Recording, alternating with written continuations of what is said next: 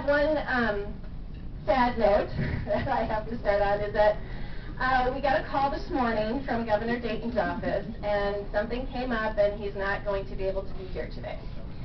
So we're disappointed with that. He was here last year, and we really appreciated him stopping by and talking to us. He had a big night last night with the State of the State address, and he did mention that we need to look at roads and bridges and infrastructure needs in our state. And I think it is really exciting that we have a governor that understands that we do have transportation challenges in this state, and it's something that we need to be working on. I guess I would just say that today, we really need to focus on the legislature. If we can get a bill through the legislature, I'm sure the governor will sign it. So we all need to really be focused on talking to legislators, working on a package, and we'll talk about that more later on the agenda, but talking about a funding package that we can get through the legislature and get onto the governor's desk. So that's really our challenge this year. So I'm very pleased, though, to introduce our new MnDOT Commissioner, Charlie Zelle. And I didn't think I was going to be doing this because the governor was going to be introducing the commissioner, but it wasn't that long ago, back in November, when we invited Charlie to come to our Transportation Alliance annual meeting to talk about the Itasca project report on return on investment for transitways. So it was very interesting later on when I'm sure most of you in the room were not expecting that the person talking to you about transitways was going to become the next MnDOT Commissioner. But we're very pleased to have him at MnDOT. We have had a really nice working relationship with Charlie in the past, and we really want to continue to work with you. And we all share the same goals to improve Minnesota's transportation system. And so we're really anxious to hear what you have to say. So please join me in welcoming Commissioner Zelle.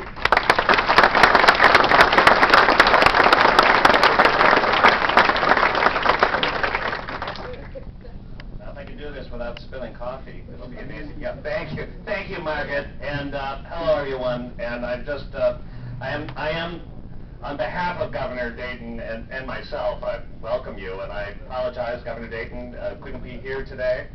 That was a great introduction. I can't imagine the governor being so nice, so thank you. I don't think this is a comment from the governor on his lack of interest in transportation. I think he is interested in transportation. I think he's very interested in the Transportation Alliance.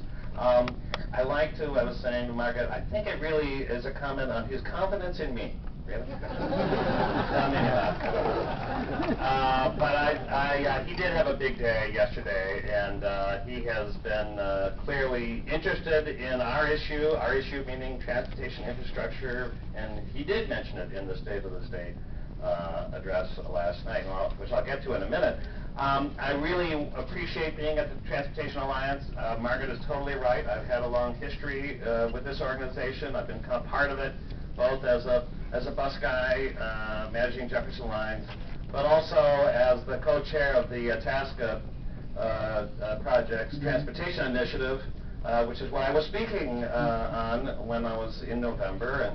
And this is one of those goofy things, because I actually got a call on my cell phone while I was standing here at the podium, and I went and checked the messages once I was in my car, and it was Tina Smith, the Chief of Staff of the Governor's Office, the message was that Commissioner Sorrell was resigning, and she wanted to talk. So there, it's all about the alliance. So my cell phone's very quiet now.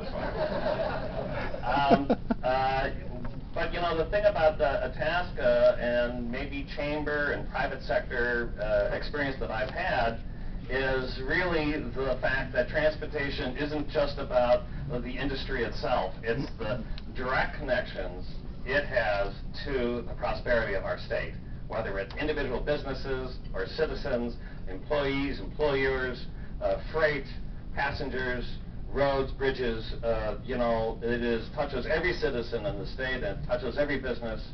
And so the fact that I have this great honor to be part of this agency and part of the governor's cabinet to not only to help bring maybe a little bit of private sector experience into a really important public agency, but also to kind of have firsthand knowledge as a user of the system and as a participant of the system as to how critical it is. And so to the extent that I can help be a mouthpiece and help articulate some of the vision of the agency and some of the vision of the governor's agenda toward the importance of moving the state forward to being a world-class state with a world-class system, I'm delighted to have that role. So I know that the work you're doing here today at the Capitol is essential, and it's grounded not only by your individual stories, but by a lot of good facts and figures and data, which both the chambers, the various advocacy organizations, and Itasca has been able to provide.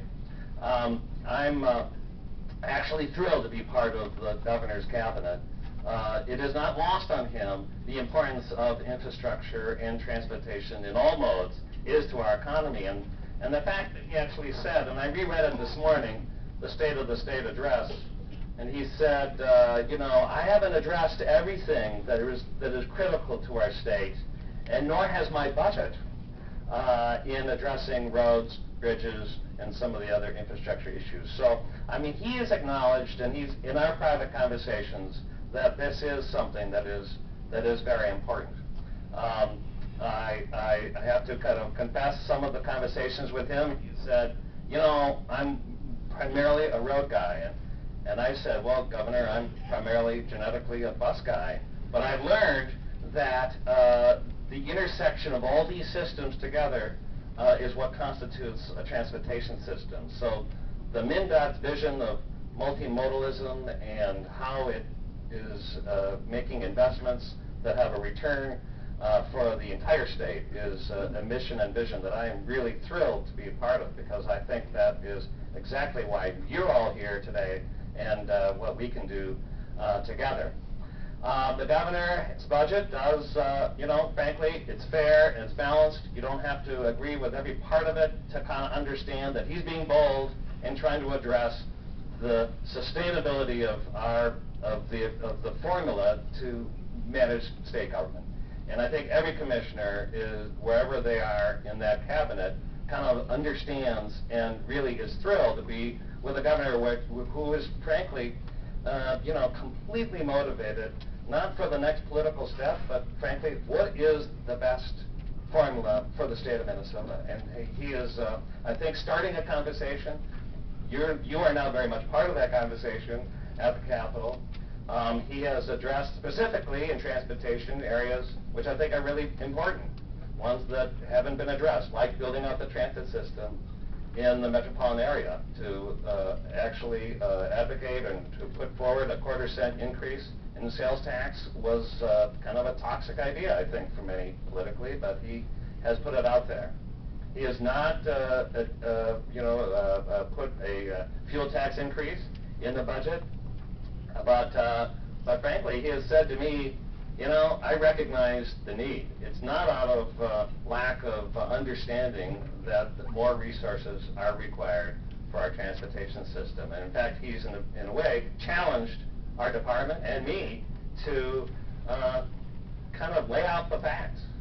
So, having been part of the Transportation Finance Advisory Committee as an individual citizen and business owner, I spent a year with this group of legislators and county commissioners and across the state, bipartisan, public, private, nonprofit. And as a group of 19, we drilled pretty deeply into the issues of transportation finance. And I think across the board kind of agreed that there needs to be additional revenue, that there needs to be more investment, that we're not staying even with the performance levels we're currently at over a 20-year period. Part of the problem, I think, is that there's not a sense of urgency for what is really a long-term 20-year problem. These are long-term issues, and they take long-term solutions. The governor and the administration has been very welcoming for the report, but has said, this is not a report to me, this is a report to the citizens of Minnesota. And to the extent that I can help articulate what that report says. MnDOT played a very important expert role in providing the data, providing the information. MnDOT can also help tell the story, which is the result of that committee. It is not a position of MnDOT, it is simply the arithmetic provided by MnDOT to help tell the story that each of you here can tell and be a part of. One of the interesting things that I've learned in my 3 weeks, by the way, 3 weeks, I feel like, 3 years. I'm now the resident expert, which is complete, like a fabrication. But I've learned in the 3 weeks that MnDOT's done quite a bit of outreach and research with our customers, with our stakeholders, with our citizens, both from our online community and also through surveys and public forums. And no mystery here, Minnesota transportation finance is not really understood by our citizens. Maybe half would be a big number to really understand the complication, and really tying tax investments in the multiple areas to actual direct value isn't understood. And you all hear it. I mean, nobody wants to pay anymore. As the governor said yesterday, nobody likes to pay new taxes. Nobody likes it to be not fair. But tying that to actual value received, everybody wants those critical investments. So really, this is a great group today from across the state, and it's really incumbent on all of us, not just me, but everybody, and to not just speak to our legislators, but talk to our communities, to our stakeholders, to our chambers, to our rotaries, to our citizens about the direct connection between where various revenue sources come from and the benefit. There's and of course, no mystery, I've learned in 3 weeks, and I've met with a number of corridors and projects and communities where there is a very significant need for new construction and preservation of existing highway and bridge and transit assets. I'm a business guy. I know what a fleet of buses costs. I know what it costs to not do the maintenance. I know what it costs when you don't really consider the life cycle cost of an asset. And it doesn't matter if it's a road or a bridge. And I was just saying this morning, I kind of surprise myself sometimes that I actually think I know more than I thought I knew. But it's not that complicated. Life cycle of our system, requires continuous investment. And so, to the extent that I can be helpful, or our agency can be helpful in providing, again, the facts. I've been so impressed with MnDOT personnel and what they do with the resources we have. It is a very professional organization. It is everywhere, and many are in the room, so you know who they are. But it has been really refreshing to know what the agency is doing with the resources we have. And the challenge, of course, is for all of us as citizens in Minnesota to march forward. So Transportation Day, what a great thing to have a Transportation Day. We should be on top of the buildings yelling it out. I am kind of available because the governor's not here to answer candid questions. So any questions? I'll just take a couple of minutes, and if anybody has any. Yes. Can you refresh us what the Itasca project was that you were involved in? Oh, thank you for asking. The Itasca project was formed 10 years ago by a group of leading employer CEOs. So this is, Minnesota has, an unusual number of Fortune 500 companies, and it was not just Fortune 500 companies, it was some private companies, but there's a group of about 50 CEOs, presidents of the university, Chancellor Minskew, the governor, mayors, some leading mayors, some county commissioners, who came together to try to advance what they believed were not addressed gnarly civic issues, important issues for the long-term prosperity of the state plus quality of life. And there was a general belief that although business organizations addressed them, business organizations really were not mired, but focused on more specific business issues. So this is a way to kind of go toward what we refer to as long-term civic issues. And education is a big topic. job growth in the economy, and transportation. So myself and a gentleman named Jay Coles with a media background, he and I became the first co-chairs of a transportation initiative with a kind of a vision of saying we needed sustainable, long-term investments for a world-class transportation system for our economic prosperity. And that was the vision. We learned a lot along the way, collaborating with the Transportation Alliance, both with Margaret and Rick Kruger here in the room, and others. And I think we certainly did a lot to help educate our CEO community that this was not just for the specific transportation industry. It was really critical for the employers like a General Mills or a U.S. Bank who wanted to attract and retain quality employees. One of the factors that people really will look to is the transportation assets, transportation infrastructure. The Itasca project did a number of things. One was launch this new organization called Greater MSP, which is up and running, and it is charged with marketing and attracting businesses to the state and to help retain businesses in the state.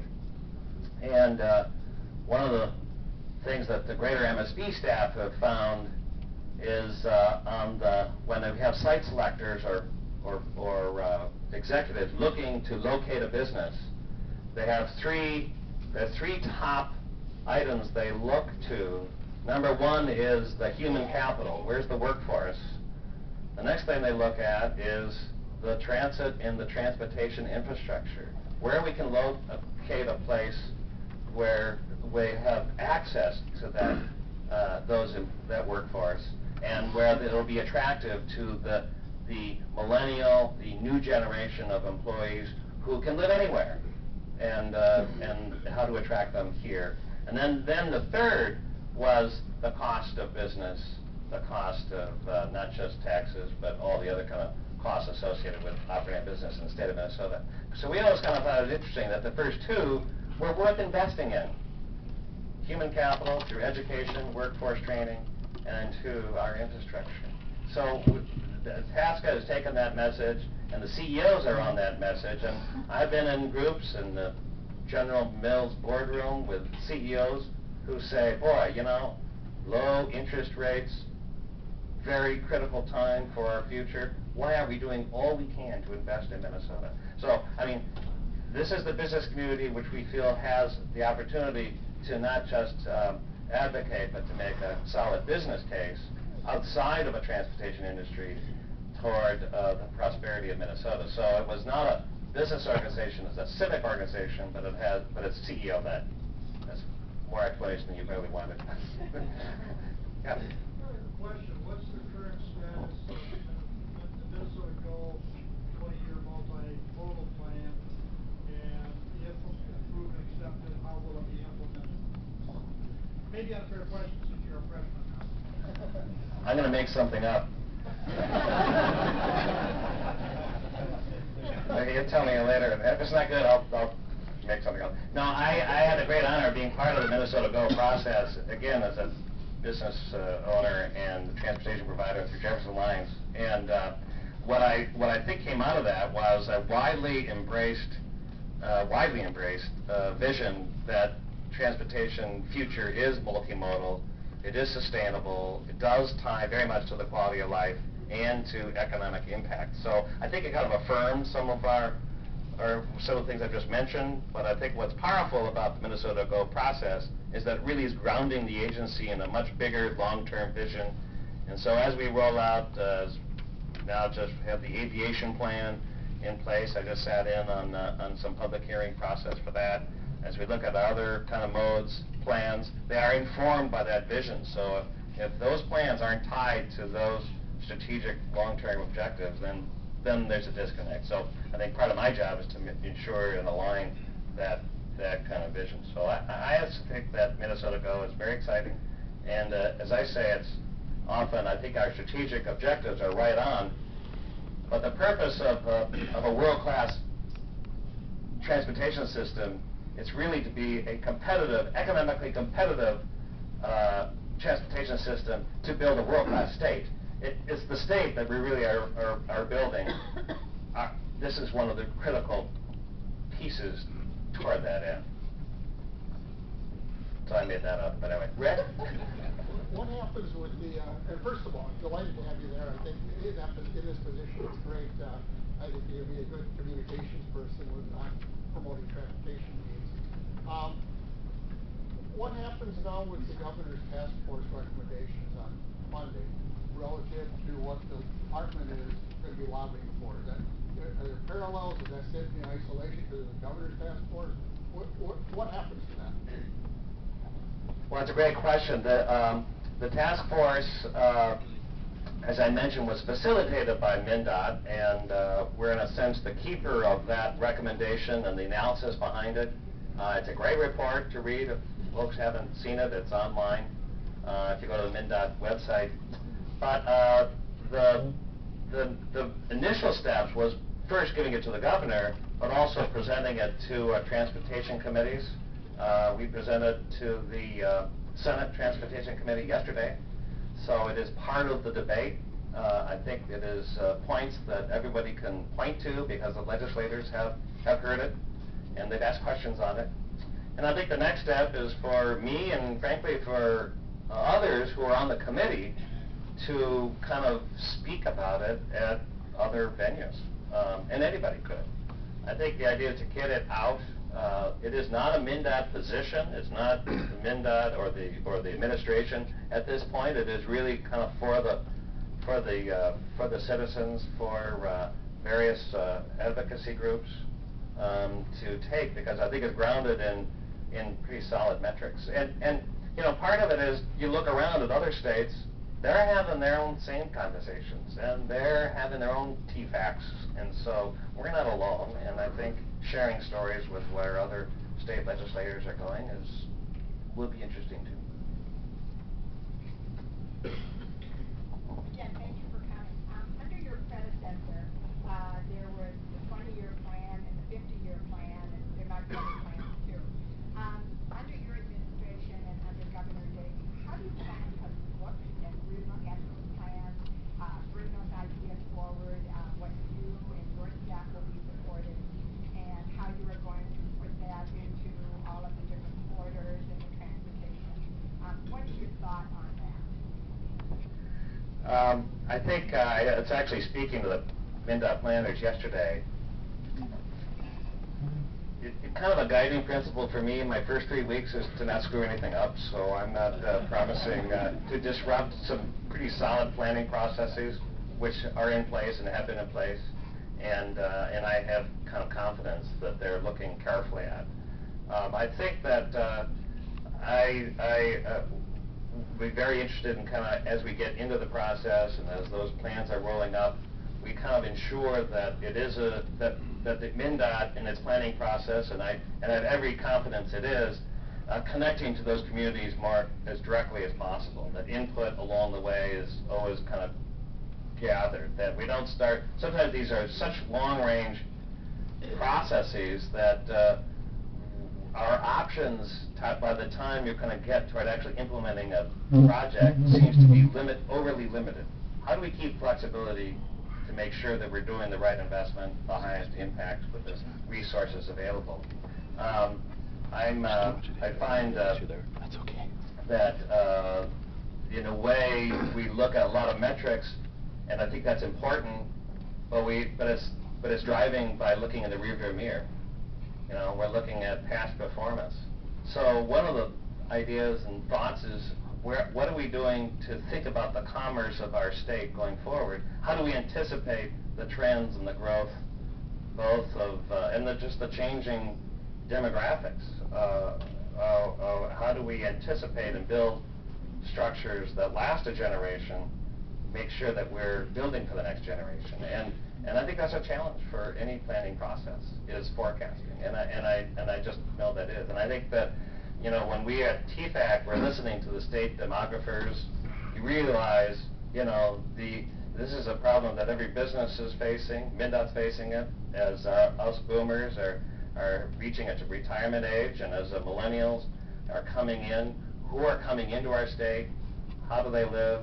Transportation is a key factor in how they like to have their lives. So I think the planning process is a good one. It looks solidly at metrics, and I'm looking forward to kind of engaging more in the process too. Mike Forger from St. Louis County, and just representing the northern part of St. Louis County. First of all, Commissioner, welcome. I just want to say, first of all, thank you for our engineers. We've had some of the best engineers in District 1. I mean, Mike Robinson was great. Just met Dwayne Hill a while ago there, a few weeks ago, and it seemed like you got some great people. The only reason I'm standing up and asking for things, not asking for things, is just to make you aware that the northern part of the county, the northern part of the state, District 1 has a tremendous amount of needs that sometimes when I come down here, and I've been past president of the transportation line, so when I come down, sometimes people don't realize how important our roads are. When you look at Highway 53, that's an international corridor. We have people coming from Canada through our state, going down to Chicago, going to our port of Duluth. 61 coming down the North Shore there. I mean, brings product down, brings product out from our ports, etc. And like I said, the only reason I'm standing up is that I know that you're a bus guy. I know that you know the big picture. And I want to just re-emphasize how important the northern part of the state is. I can certainly speak to the portion of the state that I represent, which literally goes to the Canadian border. But I also, because of relationships with other members of the northern part of the state, all the way over to the Dakota borders, is that we truly need to have, we don't need a focus on our part of the state, but we need to be included in that vision. And that's the only reason I'm saying that. Thank you. Thank you for mentioning District 1 and really bringing in the idea that this is one state, this is the whole state. There's a lot of common themes, but every community, every division has its own stories. And I'm already well aware of Highway 53 and District 1. I think we have great people within MnDOT. I personally am looking forward to being in the district soon. I did meet a number at a county engineers meeting in Brainerd my first week, but I really want to spend the time, and particularly District 1. I did have a meeting with Congressman Nolan, who's coming back into Congress, about some of the issues that he's aware of. Pretty exciting that he's actually on the Transportation Infrastructure Subcommittee in Congress, which is great. And so I'm kind of looking forward to getting into District 1 and being a bus guy. I get the big picture, but also I know buses, I know stops in District 1, and I know what happens when it's too much snow. I know what happens to my bus schedules when there's road construction, and I know what happens to my bus schedules and what happens to actual buses when there isn't good maintenance on the roads, because our maintenance on the buses goes up. So, and I was just saying to somebody this morning, I've been in a business where I miss bus connections in Arkansas because of a problem with congestion in Minnesota, the buses going down. So I kind of get that it's actually a local issue, and kind of at least appreciate it. So thank you for mentioning that. Could you speak to the aviation plan a bit? Well, I know that MnDOT plays an important role in helping put together this plan. There's a lot of other stakeholders, because most of the airports are locally owned, and it's a federal program. But as to kind of where it's heading and what it is, I would have to defer till I it's under my it's on the other pillow underneath next to the Asphalt Association guys. Reading them all, 17. I'm back.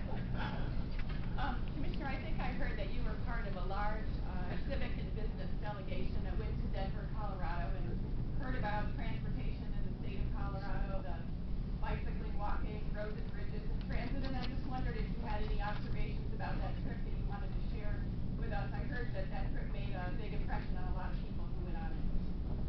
Thank you for mentioning the civic trip to Denver. This was group of business leaders and some elected officials, mayors, about 90 people went to Denver in October, led by the Minneapolis Chamber and the St. Paul Chamber of Commerce, and I had a great honor to be chairing the Minneapolis Chamber this last year. So going to Denver was an easy choice. This group had, the Chambers had led a trip there 10 years ago. And so we said, let's go back to Denver. And this is Chambers do a trip every year, and it's there to kind of look at education, transportation, what are the business community and the elected officials doing together to advance the prosperity of various cities. We've been to Dallas, Boston, Charlotte. So going back to Denver was really eye-opening, more eye-opening than any other trip we've been on, because we'd seen it 10 years ago. And at that time, 10 years ago, they said, we're going to make some bold investments in land use, in transportation, transit, in feeder systems, and to come back 10 years later and, wow, you know what, they really did it. And it was extraordinary. Whole neighborhoods, whole sections of the city had changed. And they had a story in Denver about how a group of business leaders got together to put that rail line Denver up to Cheyenne, because they were missing the main railroad line during in the 1800s, and that they had been used to making what they call century decisions, investments to change the next century. And it was bold. It's kind of a Colorado kind of ethic. But one of the things that they aligned their interest was to say, our target market for growth in our community are going to be young, talented people between the ages of 18 and 35. They said that, you know, everybody else can come, but we're going to do what it takes to attract the best and the brightest in that age group. And transit and downtown living and multi-mode choices was just an essential ingredient. And my goodness, whole sections of that city have been transformed in the 10 years since we went there. And so, you know, there's other people in the room here on that trip. I think it started the conversation about how, you know, we as leaders have the responsibility to press forward with these kind of investments for the next generation. If we're not doing it, you know, Denver is now already kind of eating our lunch. You know, this is. If you think we're kind of smug, Minnesota, everything's wonderful, which it is, but you know what? We have competition, and they're not that far away. And you know, we were talking to Minnesotans who had moved to Denver because they love living in Denver. So I think that the world is more mobile, and we learned a lot. And it was interesting hearing the mayors, hearing the governor of Colorado. I mean, who is Heide Cooper? I mean, he's a great guy, and he used to run a bunch of pubs, and he was a business person. He ran bars in Denver, and as he said, look, this is a nonpartisan kind of situation. He said there were Republicans, Democrats who got behind building infrastructure. As he said, you know, I'm in business. I feel that way being a bus guy. Yeah, you're not in business running a pub to say, I'm only serving half the audience here. He says, I serve everybody. And that's how he feels as a governor, and he's kind of worked. He's got a lot of support from across the aisle toward doing critical investment in infrastructure. So it's made a difference, and they've done a lot. Commissioner, you like to surround yourself with talent, but MnDOT's got a problem in regards